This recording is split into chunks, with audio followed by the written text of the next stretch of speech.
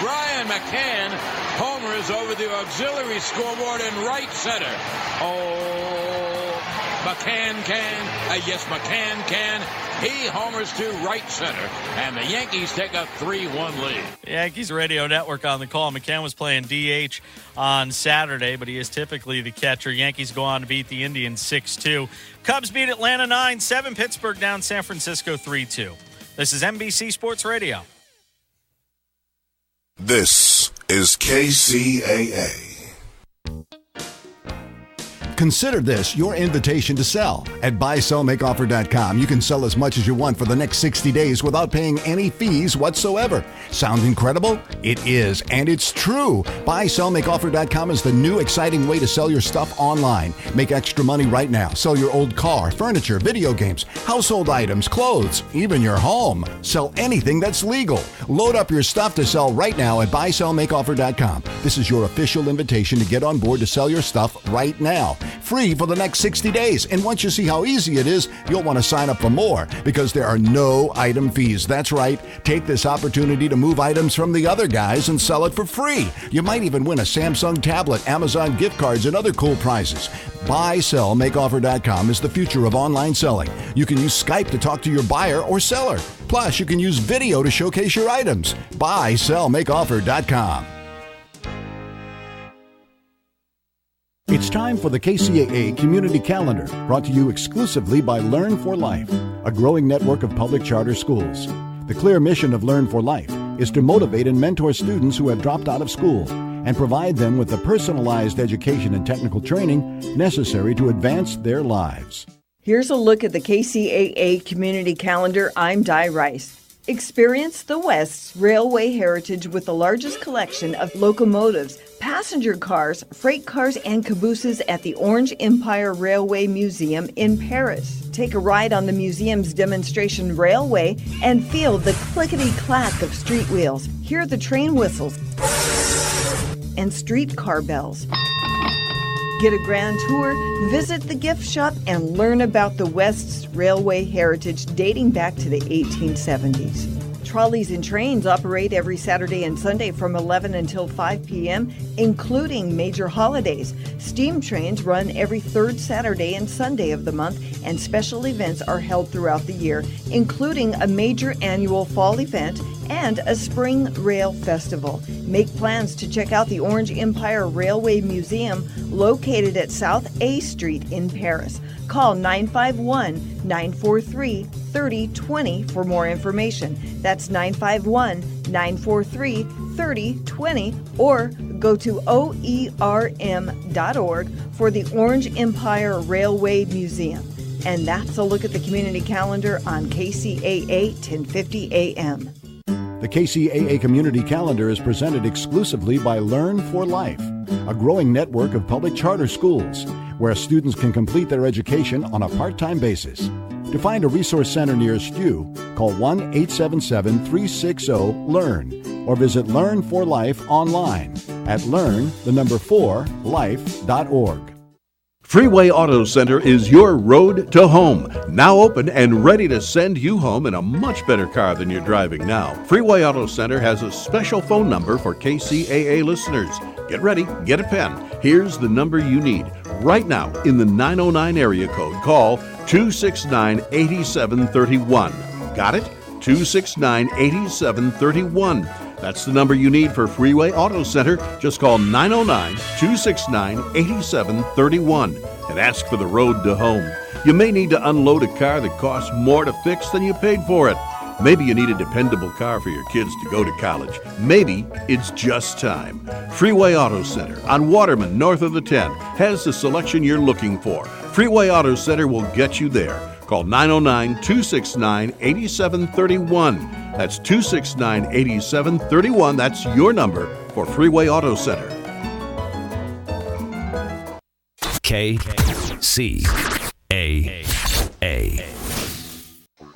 You just entered the Gotcha Zone. Line up to the start line and get ready to race with your host, Joe Britt. It's time for Gotcha Racing, live on KCAA 1050. Ladies and gentlemen, start your engines and get ready for an action-packed, fun-filled hour of everything a motorhead ever loved or lived. Gotcha Racing with Joe Britt. Welcome to Gotcha Racing. This is Joe Britt. Hey there, race fans. Guess what? This is Joe Britt coming to you loud and strong from the station that leaves no one behind. That's Kcaa, 1050 AM. I'm back in the hot seat, folks. Now, you know, I've been out and about, been out of the studio for about a good month and a half now. And, hey, I'm back in full fashion today. And we have a fantastic show that we're going to present to you today. Let's see if you like it or so, okay? But let me go through my diatribe. I come to you a humble man that is a reflection of God's grace and greatness, a humble man that is standing on shoulders of ancestors. Hello, America. Look alive, California. Wake up, San Bernardino. Stand up and be counted, Inland Empire. This is Joe Britt coming to you loud and strong from the desert to the sea on a fantastic station of ours, KCAA Radio. Hey, folks. I'm happy to be back in the seat, man. A lot of you are probably saying, man, you're going to all these different shows. You're up north, you're down south, and it must be a glamorous life with all the eye candy. You know what? When I was a younger guy and we had Gotcha Racing TV going on, we would travel this whole great United States doing video. And we'd be on the road for a month or two at a time. You know what? Yeah, it was okay in the beginning. It was great, but you know, I got a family, man. You know, I got a family, and I'm a family guy. But you know, you can't serve two masters at one time. Somebody's going to have to give, and at that time, my family had to give. But nevertheless, they came out okay, and we came out okay, and I still like going out. So for you motorheads out there, listen, I can't be all over the place, and I want as much content that I can get on this station as possible. So, if you guys out there, motorhead-wise, if you know your stuff, mechanical-wise, and you got a good game of talking, and you're not afraid to get in front of folks and asking them questions, you know, give me a call. Become one of our correspondents out there. Let me get you credentials to a track so that I don't have to be there. I can just be here being the captain, being the quarterback, and letting all the information come here and flow out to all our people out there listening to our great show. So, let me do a little house cleaning, okay? If you want to call in and listen, just let's say you're under a rock somewhere, or you're going through a tunnel and you can't hear this fabulous voice of mine or this great show that we do have. On your cell phone, on your smartphone, dial 832-999-1050. 832-999-1050. Now, you want to call into the studio and say, hey, Joe, what's going on? You want to rant? You want to tell me what's going on in your community? That number, long distance-wise, is 888-909-1050. Or, for you local guys out there, it's 909-888-5222 or 5224. You want to check us out on the website? You want to go to our podcast that we've done previously? Go to kcaaradio.com. Look for the Saturdays lineup. Look for me. My face is looking debonair with my Ray-Ban glasses on. And go to podcast and then go, have at it. All the shows that you want, all the shows that are there. Pick and choose whatever you want, okay? You want to email me directly, it's jbritt, B-R-I-T-T, period, kcaa@gmail.com, okay?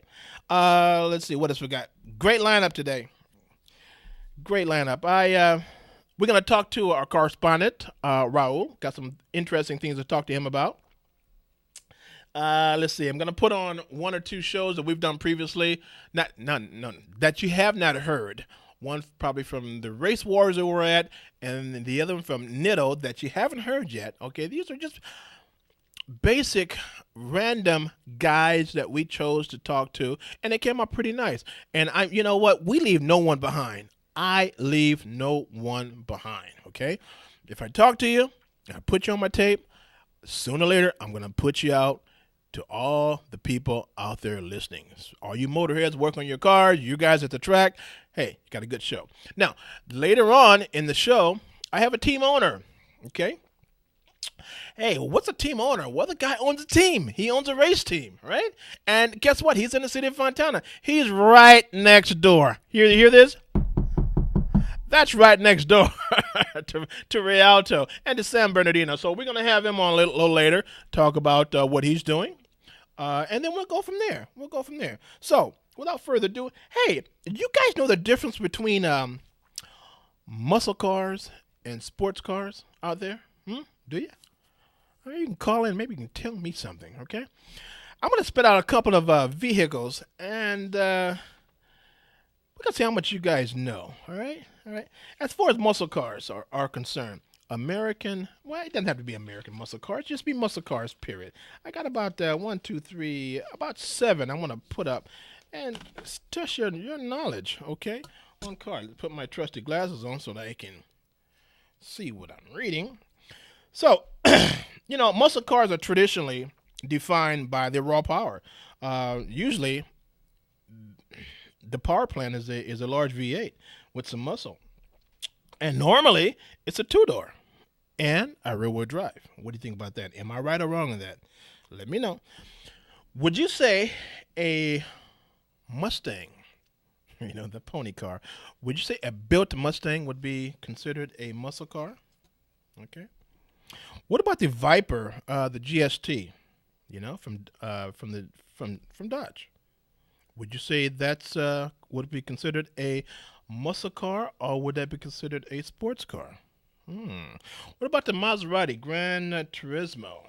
And also, you might have to think muscle cars. Would you say it's affordability? Huh? If it's under $60,000 and you got all the muscle within that V8, would that be considered a muscle car? Okay, so Maserati Gran Turismo. What do you guys think about that? Here it is, Aston Martin V12. Now I know we just jumped up. You put another 4 cylinders on that rascal, and this is from across the pond. It's a really kick butt car. It has a lot of power. Matter of fact, it produces 565 horses, and it's 457 pounds of torque. That rascal can move. All right, they get to 205. That's not bad. That's not bad at all. That's a lot of juice. A lot of go-go juice has to go in there. I know you have to feed that rascal, but folks, muscle car or sports car. Okay. What about the Jaguar, the Kcaa? All right. It has a 5-liter V8 motor, and it's a little pricey. It's a little more than $100,000. What do you think? Muscle car or sports car? Wow. Okay. Porsche 911. We all know that Porsche brand. They've been around for ages. That Porsche GT3, a kick butt car. It does 3.3 seconds in 0-60 time. It's a little pricey, $130,000. That could be out of range of most people, huh? What do you think? Most Americans? Do you think it's out of range? Would you qualify that as a luxury sports car, even though it has some kick butt power? Would you say, hey, man, that's a straight out muscle car? Interesting. Jaguar F-Type. Top speed on that Jaguar F-Type, 160 miles an hour, 186 miles an hour, and the price tag is around $65,000 an hour. $65,000. Well, a built Mustang or a built what is that? That built Dodge, that the Charger or the Challenger, the Charger. If it's built up with that nice Hemi in it, that's probably teeter-totting around 55 or 60, maybe even 70, depending on the package you get on, the RT package you put on it. But that's a 4-door. Is that here we go again? Raw muscle power, or would that be considered a sports car? Interesting, huh, guys? You want to call and give me some suggestions? Well, here you go. Let me give you a number, just in case you want to shoot the crap with me over the airwaves. 909-888-5222. 909-888-5222.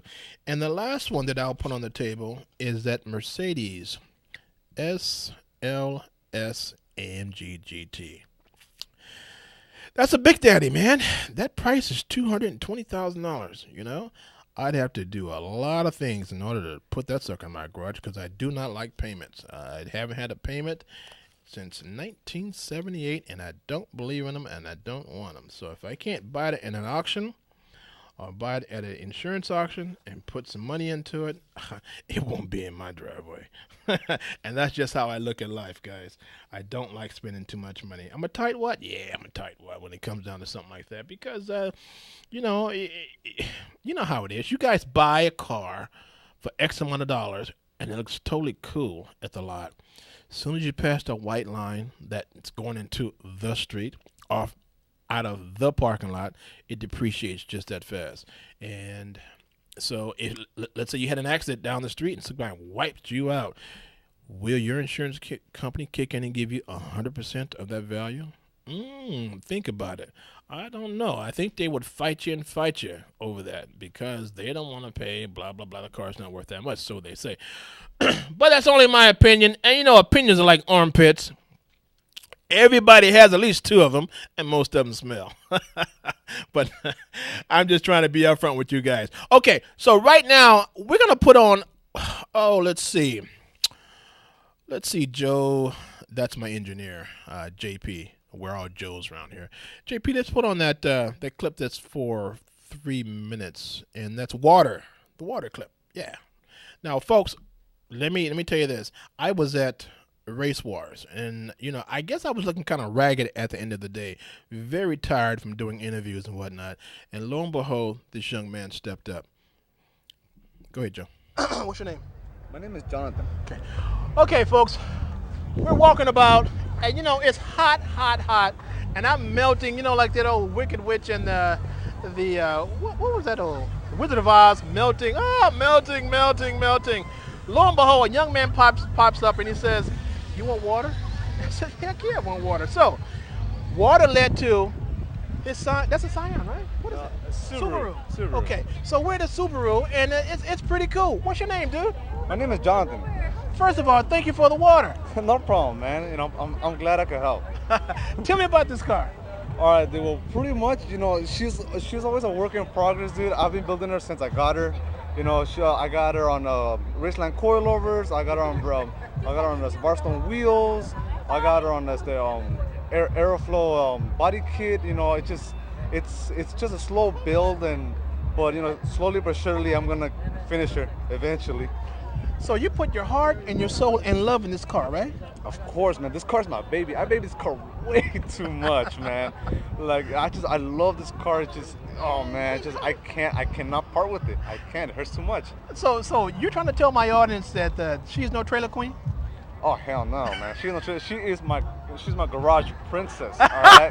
Hell no, man. She's in the garage locked up. No one else sees her but me. Oh, and you're stingy with that, huh? Hell yeah, man. I'm serious, man. I choose my baby and mine alone. Gorgeous car. Who did? Oh, Aeroflow. Where are they located? Aeroflow. They're actually close by here. They're actually by Irwindale. So if you want to stop by and get a sweet kit, you might want to hit them up. So did you actually notice a difference when you put that on? Oh yeah, big difference. Because trust me, when I was talking, she wasn't as aggressive. When I threw that on, boom, she just got super wide, meaner looks, and to be honest, most of the crowd here approves. So I think I'm happy. Wait. So you're telling me the muscle guys here are giving you props for this car? Of course, man. They're actually jealous. And that's got to make you feel real good, huh? Man, I feel amazing, man. I got butterflies in my stomach, man. I feel amazing, man. When people actually compliment me about a car, it makes me feel good because they're actually respecting my build. So for me, it's a blessing that they respect and they love my build. So it makes me feel like I'm doing something right. Well, by the looks of this car, you are doing something right. I've been around for a long time. I've been at SEMA for 17 years filming, okay, with my sister company, Kcaa Racing TV. So, dude, I've seen eye candy, I've seen junk, I've seen cars that people have overdone by putting too much crap on it, and I've seen cars that are underdone that need to be taken care of. But look, I'm looking at this right now, and this is from you, brother. I like this. But we wouldn't have gotten here if you wouldn't have offered water. to be honest, man, look, I'm just I'm a nice person. A lot of people could be mean to me, but I'll still be nice back. But if you're mean to me a second time, that's when you get it. But most of all, I'm a nice person. If they need help with something, I'm there. I'm let's just put this way. I'm a very, gentle person. I don't like to cause trouble and I'll look for trouble, but I'm always willing to lend a hand. But don't piss you off. Oh yeah, don't piss me off though. I want to thank you for the water, first of all, and then I want to thank you for taking the time out and showing me this fantastic car that you developed, and that you're babying, and that you got in your garage, and that you cradle, and that you love, and that you don't want to share with nobody else.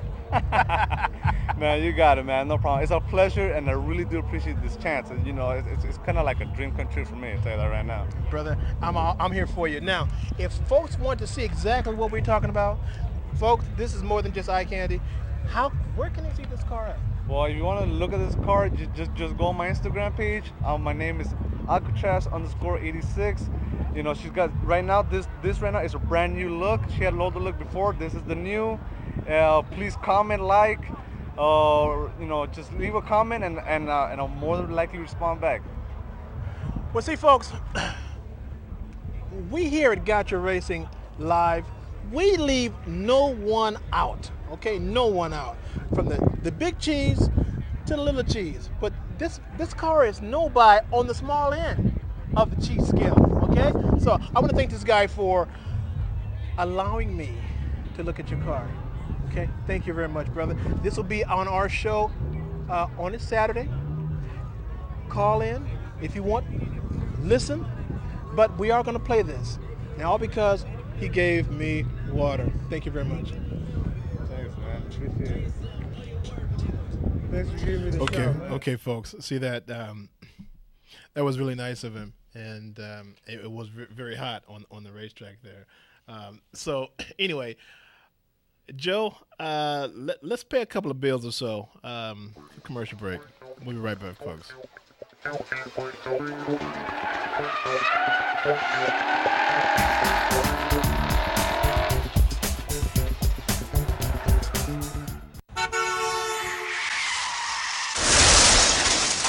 Oh, no. Don't worry about a thing, pretty lady. You're in good hands with J&K Auto Body Paint and Repair. J&K Auto Body has been serving the Rialto area for years and are considered to be one of the oldest and the best auto body shops in town. The right people with the right tools and the right experience that can give you the service and the quality that you expect. 24 hours, 7-day-a-week towing is available. That's J&K Auto Body, 241 South Palm Avenue, Rialto, California, across the street from the Metrolink station. Call us at 909-875-0400, 909-875-0400. That's 909-875-0400. You're listening to Gotcha Racing Live on KCAA 1050 AM with Joe Britt. Now get to the chopper. Hasta la vista, baby. Now get to the chopper. That's my friend Larry. Larry the Entertainer. We're gonna have to have him on the show one of these times, but that guy he's full of raw talent. Full of raw talent. That's Larry the Entertainer. I really do like my job. I get to meet interesting people from all walks of life, and the characters that I do meet, they all have a story. Okay, and I listen. I have become a good listener, and I also have become somebody that is a problem solver. So what I'm saying, folks, is when I'm out there with that mic, I'm approachable. You can come to me. Let's talk turkey, because I know you have something, the listeners out there have something that someone else is crying for, information wise, So, and that's why I leave no one out, because you never know, like I said, the diamond in the rough, you never know where that you might find that one particular diamond. You just never know. And for people to be, to not talk to the average Joe, they do a disservice. They really do a disservice, and I have never been in that mode of thinking. Okay, so further on, I just had to put that in because I feel kind of good today. I got a guy right next to me here, a team owner, but let's talk to before I get into Mr. Steve Doyle. Let's talk with a correspondent. Yeah, put that music on. Raul, how you doing, buddy? Hey, brother, how you doing? Hey, man, you know what? I am, how they say, Peachy King. I'm totally cool to be on a Saturday. Hey, see that applause? That's because I appreciate you, Raul. Now, folks, those of you who don't know, or those of you who just turned in onto our station here and are listening to this, Raul is a master mechanic. And we've been trying to stump him for, I don't know, months now, trying to give him hard questions. And I don't think they've been hard enough. But, I've been on the road a lot, so I haven't received any questionings from the audience. So, Raul, let's talk about suspension, man. Cars, okay? I know you are a master mechanic, and nothing, there's probably nothing that you haven't worked on in a particular OEM car. You always learn new stuff, but yeah, suspensions are something that people very, can be fun at the point, especially for those big old trucks, which you like oversized and big trucks lifted and stuff like that. But yeah, suspension is very important for even for comfort. I mean, for regular cars, you normal vehicle that you use every day, for work, because it's a very it's a safety thing, like a good shock will keep the tire in the road, and you will make it safer, for your car, just to when you're braking and stuff like that, or when you're going on the road, good shock, good strut. It's always something to look at, and that's why it's very important, to replace the shocks or struts. It depends on where you drive normally, but you can say anywhere from 60,000 to 70,000 miles. So, okay, Raul, right there. Let's talk about shocks now. If your shocks, I was told this, to test your shocks, okay, in your driveway, if you were to push your car down, violently push your car down, and it pops up right away, your shocks are no good, need change. Is that correct? Yeah, it's a very, very common and very easy way to test it. It's bounce a little bit, and if you bounce it, more than 2 times, definitely you need to shock. Okay. Or another way, another easy way to do it is that when you're driving in the street, you just push brake a little bit hard, and then if the car bounces, again, it's another sign that you need to shock. Yeah, shocks. Now, let me tell you really quick about shocks in the front. Shocks are, the difference between shocks and struts. The strut is assembly. It's which is part of the newer cars, newer style. It's one assembly with the spring and it's the shock. Okay, tell me this. On some of the sports cars out there, they have that select, what do you call it? You can control your shocks by turning a knob this way, a hard sports ride or a soft street ride. How does that work? I don't have much experience about that, but I have seen they have We got him. Like you know me. I'm always an OE guy, but on the race, but I have worked on some race springs and race trucks and shocks. What they do is they have some sort of like a knot, where you can increase probably the strain of the spring. You can compress it or you can extend it. I don't know. It's probably a little bit hard to explain, but in other words, you change change the tension of the spring, Mm-hmm. and that's how it works. It's like a big old knot that is holding the spring. So if you want the car to have like a stiffer suspension, you turn one way, and then if you want to have softer suspension, you turn the other way. I got you. you. Sort of like to make it easier to understand, but that's usually how it works. I got you. Now, I am OE guy, and I am a big fan of a smooth ride. So if it is something racing, you will be bouncing in the freeway all the way from work to home. But Yeah. There are some people like racing. Like the program. Most audience will like this type of suspension. They do the job very well. They do their work what they're supposed to. But again, I am more towards OEM. Okay, so OEM. Yeah. so let me give you a story. When I was a youngster, 16 or 17, I had my first car. It was a Chevy Vega, 74 Chevy Vega GT, and so of course I didn't have that much money. I was paying X amount of dollars for a month, and that was my last payment. But anyway, I wanted to get the car low. I knew absolutely nothing about suspension. Okay, nothing. So what I did was those Chevy Vegas has coils front and back, right? Yeah. So at that time, the cheap way to lower your car was to heat the springs. That is steel. Right. And so you collapse them, and they go, and the car, it went down. But man,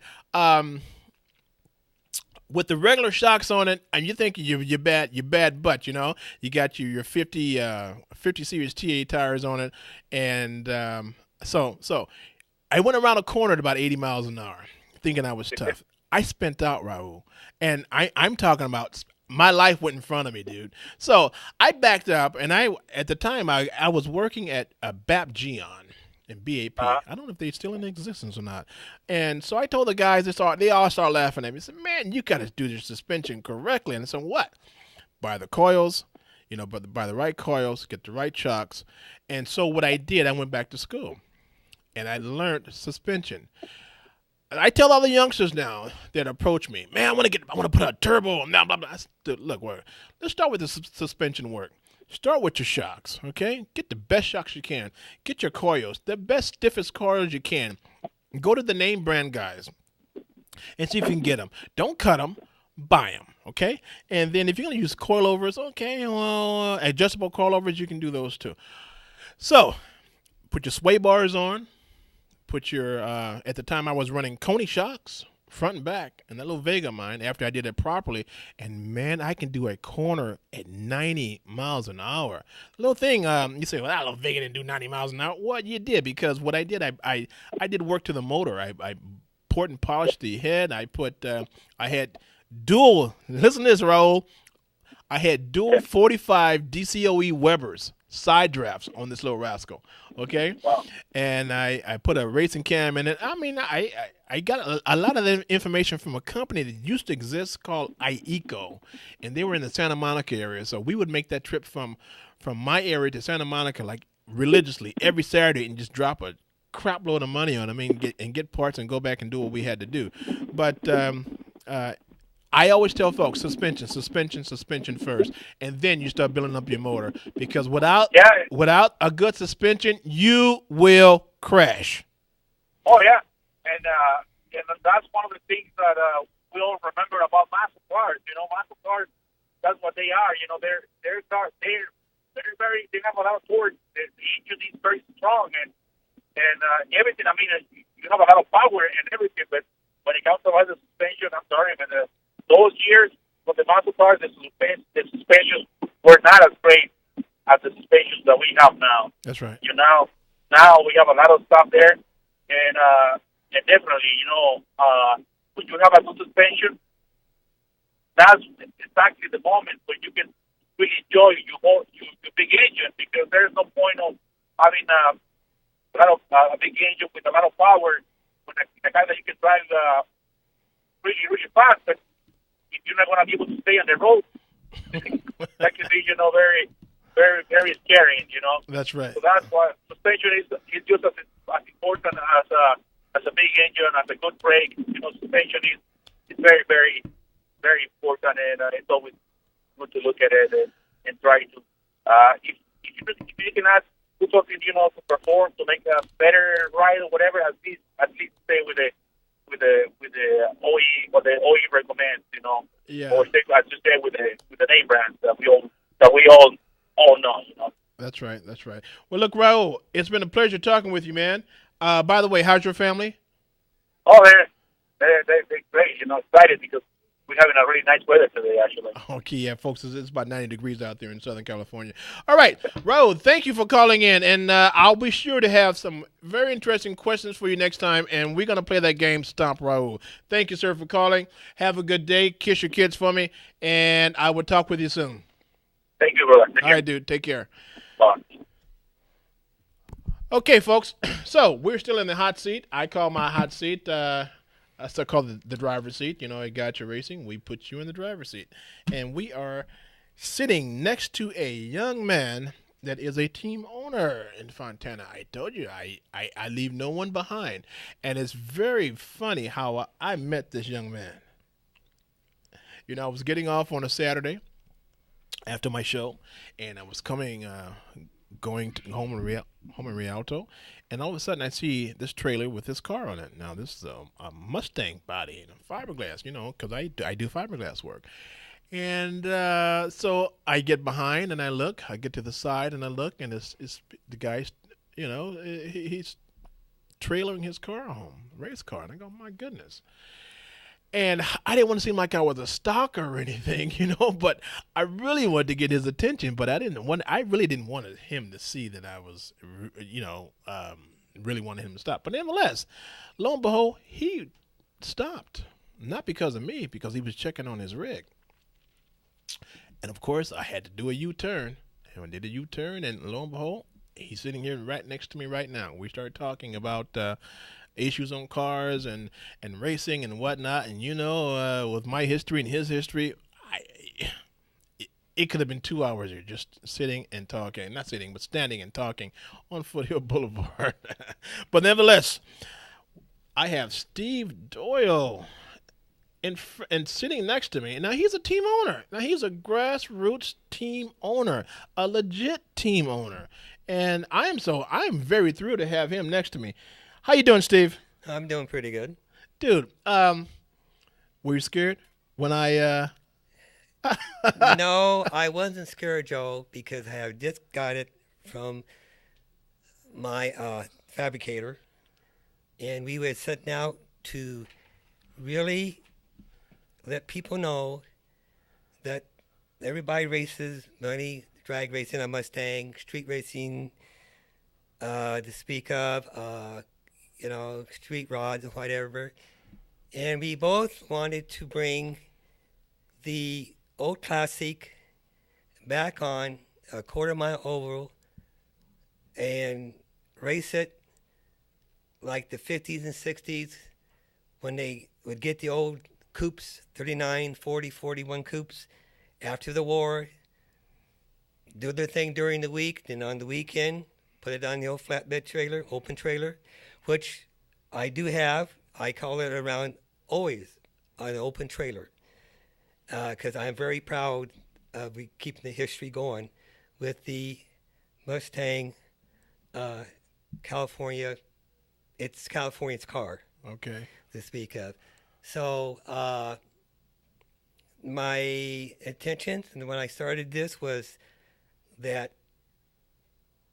I was a spectator for a lot of years, happened to retire at 62, then at 64, I decided, well, I just think I will not be a spectator anymore, and it all kind of worked out where the techs, we're opening a new class at Orange Raceway, OCR. And so I picked up a Toyota pickup for the class, and I started with that. And it evolved to where I had a chance to get a classic that had already been racing, And I went ahead and got it, and we ran it, and I did a lot of work on it, and we got it to be last year, 14, a championship car, and for 50th anniversary, when it was Ford's coming around, that we decided, well, why not see if the California, the Mustang, can just go out and show it can still cut it. So Okay, here's a question for you. How does it feel to be a team owner? I mean, it's got to be a ton of responsibilities being the owner of a race team. It really is, Joe. When I started this, it all came out of my pocket. I started with no sponsors per se. I had to keep things together. And when we was racing last year, 14, it was my responsibility to make sure I kept the car up competition-wise, everything from my driver to where he had something that he could really do with the car on the track with. And we went through the 14 racing. I didn't blow a motor, didn't blow a tranny, door were in. It held together through the 4 seasons, and we was lucky enough to get a lot of checker flags, some seconds and stuff, thirds, and we was able to build up our points far enough ahead to where this being consistent, showing up through the full race season, that there was a good possibility that we could win a championship and take it. No kidding. Steve, how many racing events did you go to last year in order to get that championship? It was scheduled for 8 events, at least 8. They had a couple within 1 month, 2, about 2 months, maybe 2, but it was all scheduled for 8. 8 events for my class, which is known as a mini class. That's what they call it, is a mini class. And we figured they were towards about the middle. We was far enough in points to where all I had to do is be consistent, and the car didn't break down any major thing to speak of. Yeah, we had 2 severe hard accidents with the car on the right side, and we tore up right side A-frame real bad. We laid it back in towards the firewall. So yeah, I had some pretty good accidents to where I had to really either go forth with it. It's like you say, Joe, do it right and spend the money and put good stuff back in it and stuff. So I did, and we got through this season with keeping the car competitive. And as an owner, it's like you say, I could kept it competitive, and we had the chance, or like not competitive, and I would have blown it per se, because in fact, only 1 point, it only takes 1 point to win a championship. So consistency is what kept us in the race, and we pulled it out with a lot of wins and a lot of consistency. That's not bad. Now, you're considered a grassroots guy, okay? Can I put that label on you, or is that you? No, I consider myself a grassroots because I could not come from a racing family. I didn't do any racing as a kid. Even when, through the years I was a spectator. I go to Lions, watch them drag. I'd go to Ascot for J.C.I. Janian. He owned the track at that time. And yeah, I remember that track. Yeah, it was a real famous track. I mean, a lot of the guys now that are making profession or running stuff ran the track. And look, every Saturday night, I used to hear it. I used to live next door to Gardena. Carson, next door to Carson. You used to hear it every Saturday night about 8 o'clock to fire up. So go ahead. I just had to put that in. Well, I went to Gardena, and I watched them. I even watched the kids and their quarter midgets. And these were the old style looking, midgets that you saw running back in the 50s and 60s, you know. So I consider myself grassroots because I went and did my schooling with grassroots owners, there you go. people back in the pits. You know, everybody I dealt and was with was from the 50s, 60s, was from the days when they got the coupes, and they raced as, had championship cars, and they were championship drivers. So let's see here. You just said that you were a spectator, okay? Yes, very much so. When you retired, then you turned that spectator into you transformed yourself mentally into a team owner with a car. And so you and your wife are the team owners. Yes, yeah, she is a big part of it. She does all the computer work. She does all the background work. I keep the car up, keep it in championship condition, and go through the car.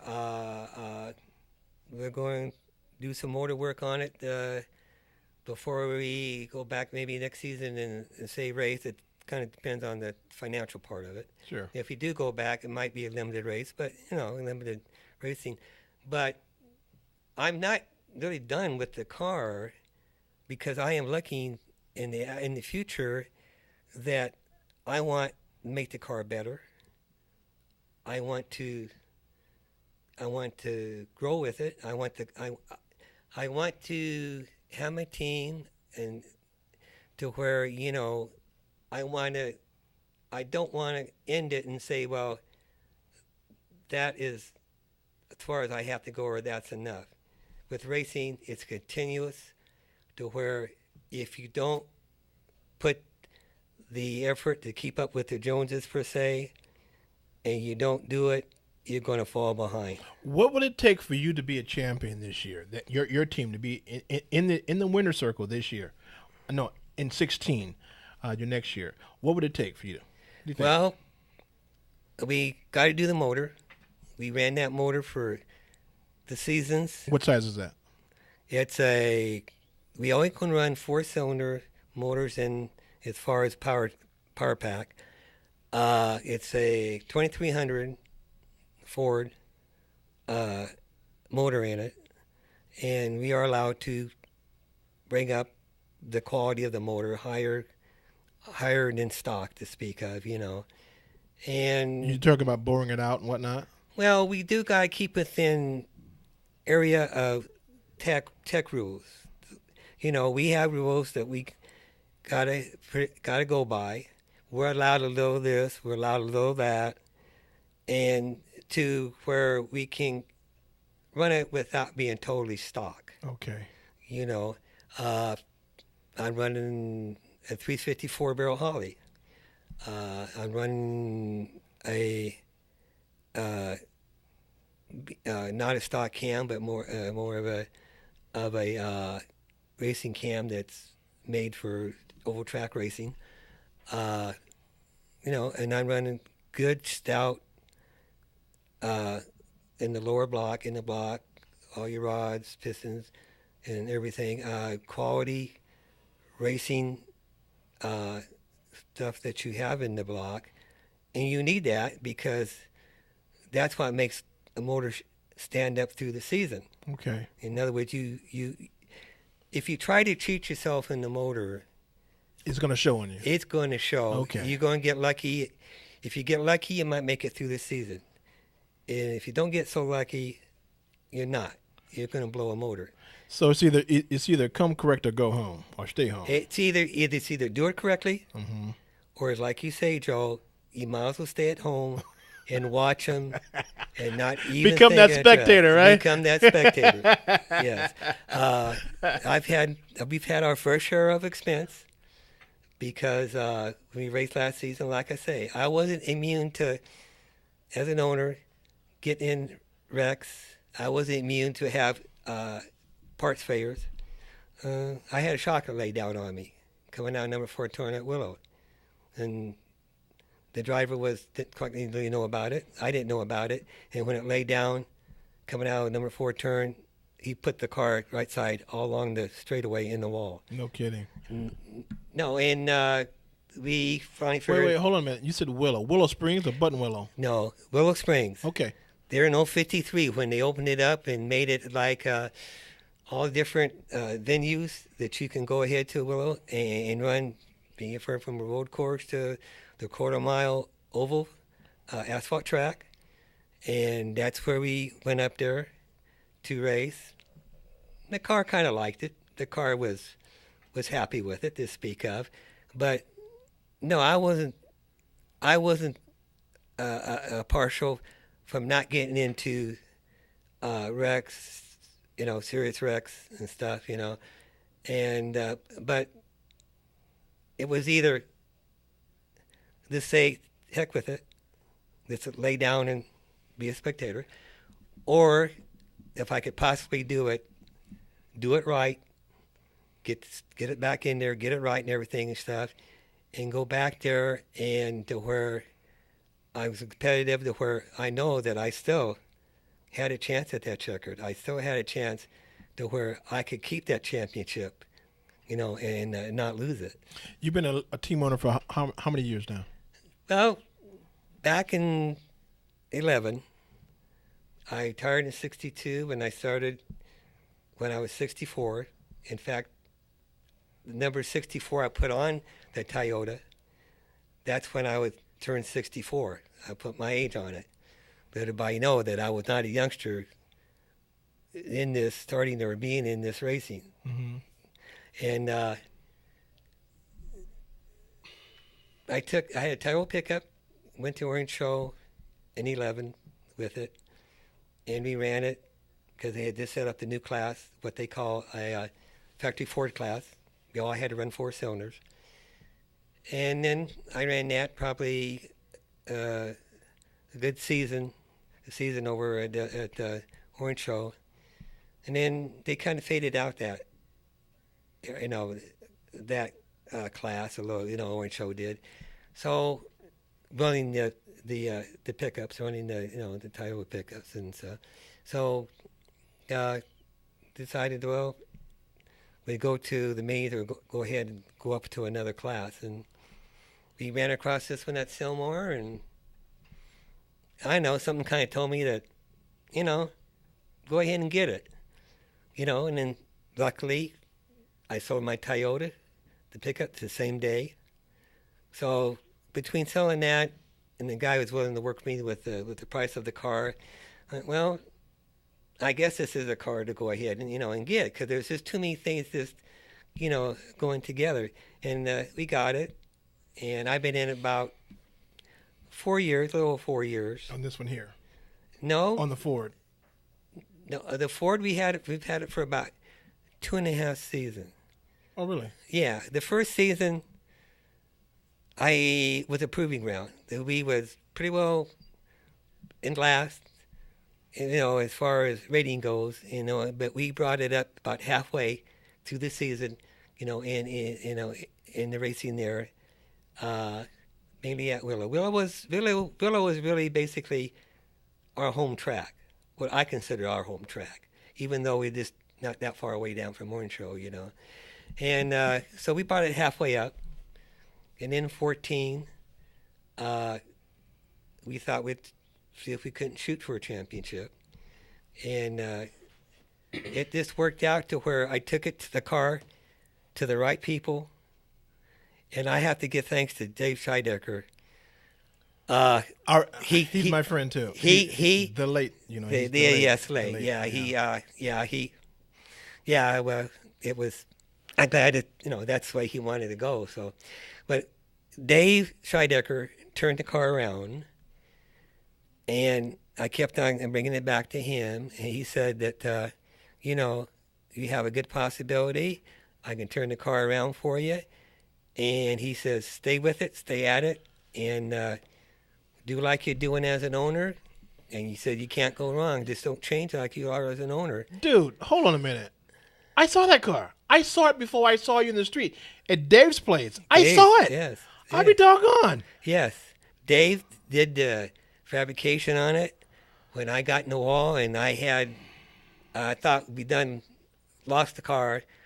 I knew I lost it. I figured I just lost the championship completely. The car would not be salvageable. Dave took it in, and Dave said, no. He says, I can make it a championship car. Give me the time and let me do it. He says, you'll be surprised, because when you get through racing at the end of the season, you're going to be surprised how that car comes on and does. So. You know what? We can go on and on. We got a lot of things. I didn't think we had that much in common. Dave did a lot of stuff for me too, and Dave was a heck of a fabricator, man. That dude, he worked on NASCARs, and they would call him. So man, and he's the late Dave Schedecker, and I got a lot of respect for him. I have a lot of respect for him. Know his wife and the whole shot. So, but nevertheless, we're running out of time here. Gotcha Racing.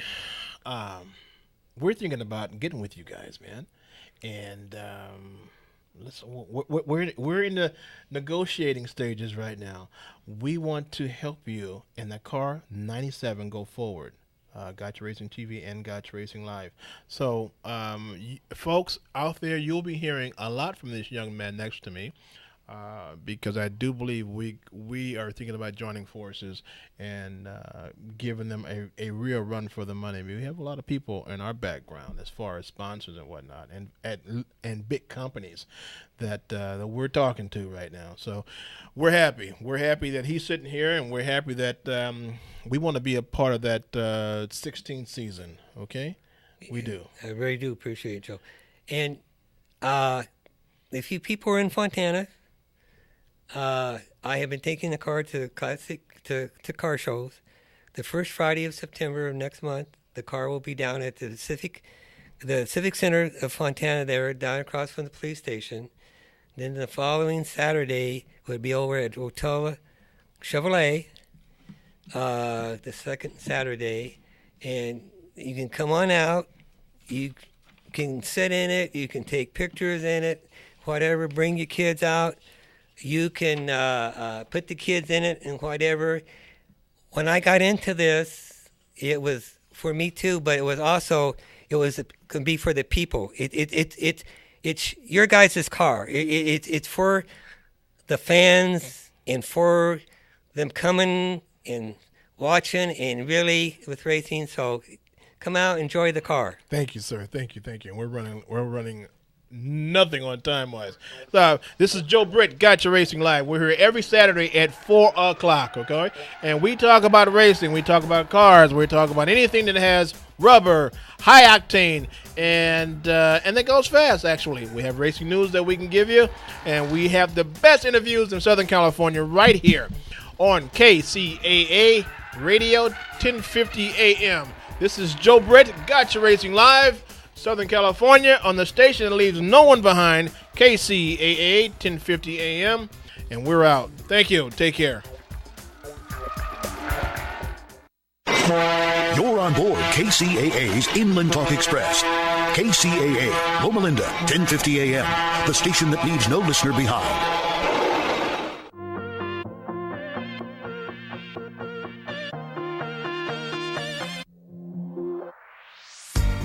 Welcome to My Awesome Empire. This week, we meet two guys whose work centers around kids. Garner Holt started his dream while in high school, building a business in the garage. His mom was his secretary. Today, that company is creating animatronic robots and special effects for Disney, Universal, McDonald's, and NASA. And he's considered one of the Inland Empire's greatest entrepreneurs ever. We meet Garner Holt later in our show. A 12-year-old from North Vermont Elementary tells us what his dream is as well. But first, we meet Jim Charkins. Jim has spent years teaching economics at Cal State San Bernardino. But as the executive director of the California Council on Economic Education, he's now teaching elementary school teachers how to teach kids about economy and about living and working within their budget. Cal State San Bernardino communications student Amanda Fernandez sat down with Jim and asked why he believes it's so important for small children to think about economics?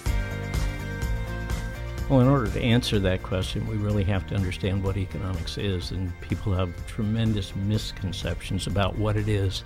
Economics is about decision making, about using your important resources to achieve your